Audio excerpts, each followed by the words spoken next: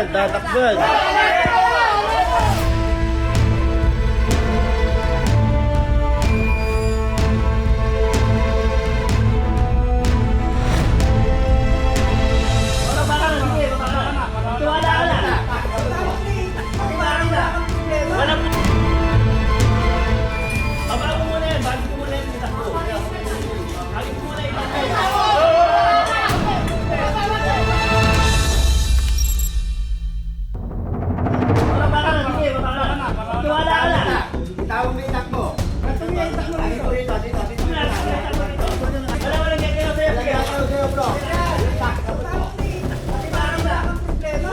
Ang agad lang po namin, yung tao po ay nandun po sa ibabaw ng bubong na may hawak ng itak.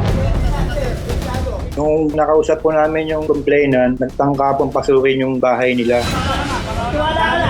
Itawag mo itak mo. Ay, dito, dito. Wala kang pwede na masaktan. Itawag mo itak mo. Tatakban, tatakban. Kinumbinsi po namin na bumaba na doon sa bubong. Kung ano-ano pa yung sinasabi niya, kailangan daw po niya ng mga kamag-anak niya.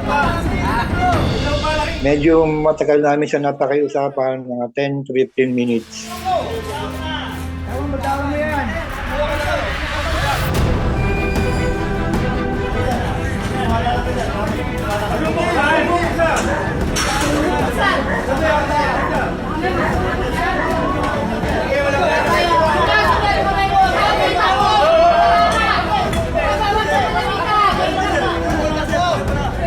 Mga oras na lang, iniisip lang namin, nakuha po yung katalin niya na maayos para matapos na. Natakot lang siya na baka makano daw siya. Sinabi naman namin, hindi ka maano dito.